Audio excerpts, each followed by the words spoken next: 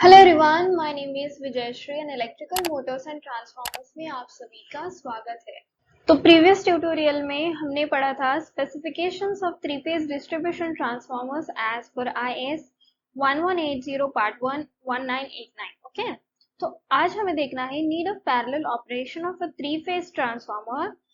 Okay, तो क्या क्या नीड है उसकी, हमें उसको पैरेलली ऑपरेट कराने की, उस थ्री फेज ट्रांसफार्मर को, वो हमें जानना है। और रीजंस क्या क्या है, किन रीजंस की वजह से हम जो है इसको पैरेलली ऑपरेट कराते हैं, इस थ्री फेज ट्रांसफार्मर को, वो अब हमें देखना है। So let's start the tutorial. Okay, ये जो स्क्रीन पे आप डायग्राम देख रहे हैं, ये डायग्राम है थ्री फेज ट्रांसफार्मर के कनेक्शन की। Okay, so when the primary windings of two or more transformers are connected to a common voltage supply and their secondary windings are connected to a common load, then the transformer are said to be connected in parallel. तो transformer को parallelly connected है ऐसा कब बोला जाता है? जब जो प्राइमरी वाइंडिंग्स है हमारी, primary windings, okay, of two or more transformer, एक या फिर दो से सॉरी दो या फिर दो से ज्यादा ट्रांसफार्मर की जब प्राइमरी वाइंडिंग को जो है हम कनेक्ट कराते हैं, किसको? कॉमन वोल्टेज सप्लाई को। ओके, एंड जब जो हमारी सेकेंडरी वाइंडिंग है वो जब हमारे कॉमन लोड से कनेक्ट होती है, ओके, तब वो कहलाता है parallel connection. So then the transformers are said to be connected in parallel. That is parallel operation of a transformer. This figure shows, okay, two transformers T1 and T2 connected in parallel. तो जो T1 है ये transformer 1 and T2 है ये transformer 2, ये जो है एक दूसरे के साथ पैरेलली कनेक्टेड है। ये इस डायग्राम से हमें पता चलता है। तो अब रीजंस कौन से है, या फिर कह सकते हैं नीड क्या है जिसकी वजह से हमें इसको पैरेलली ऑपरेट कराना पड़ रहा है। तो for large loads, it may be impractical or uneconomical to have a single large transformer, so that many small transformers are parallel to meet the load demand.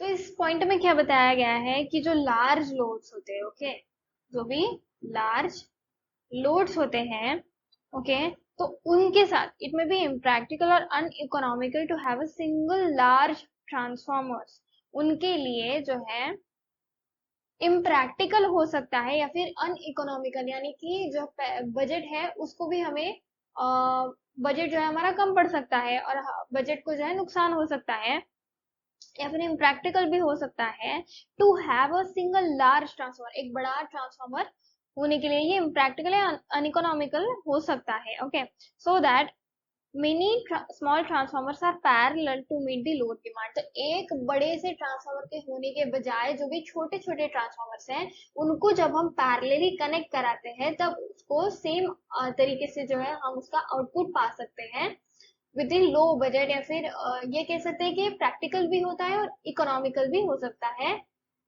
rather than having a large transformer. By operating the transformers of a standard size in parallel at the substation, the spare capacity of the substation can be reduced.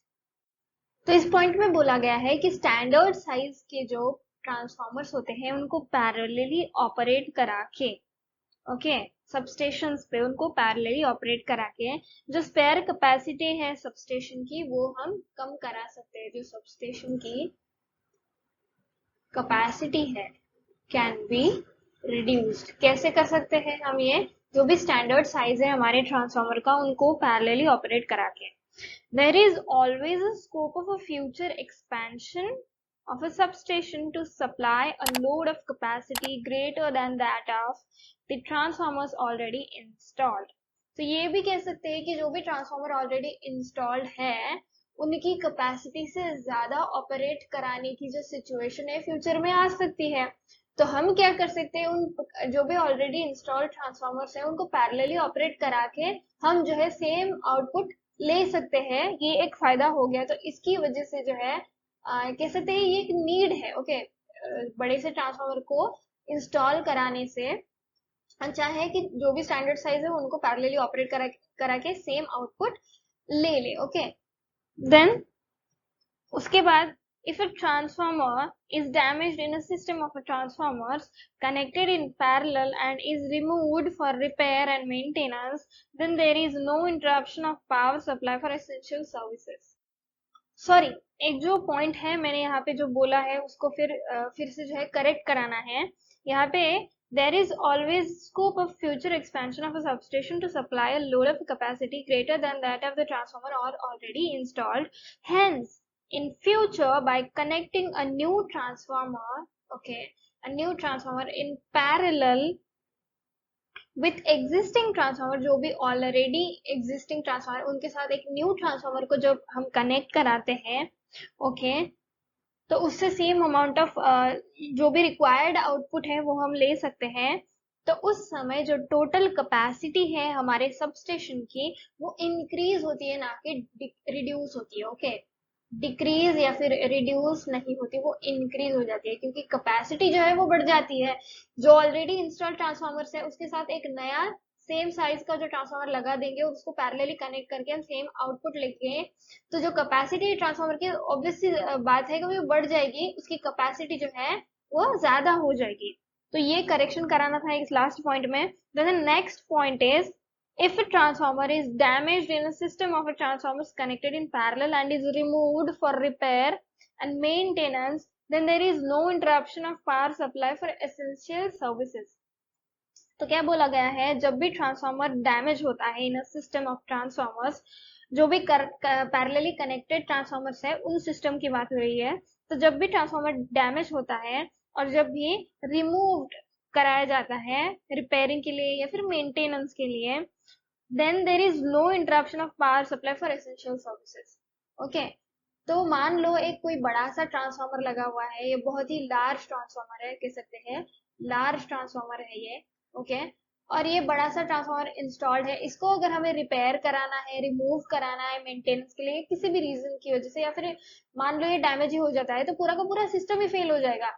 लेकिन अगर same size के same या फिर standard size के अगर parallelly connected transformers लगे हुए हैं, तो उसमें से अगर किसी एक को निकालना भी है, तो जो पावर का जो सप्लाई है, उसमें कोई भी इंटरप्शन नहीं आएगा, उसमें कोई भी इंटरप्शन नहीं आएगा।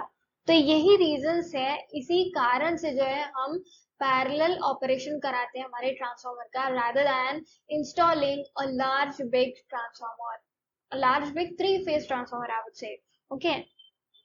तो ये हो गए रीजंस। अब इसके बाद हमें देखने हैं conditions for parallel operation of a transformer, वो हम देखेंगे नेक्स्ट ट्यूटोरियल में। तो आई होप आपको ये वीडियो पसंद आया होगा। अगर वीडियो पसंद आया तो प्लीज वीडियो को लाइक कर दीजिए, चैनल को सब्सक्राइब कर दीजिए और बेल नोटिफिकेशन को प्रेस करना ना भूले, ताकि इस तरीके के वीडियोस की रेगुलर नोटिफिकेशन आपको मिलती रहे।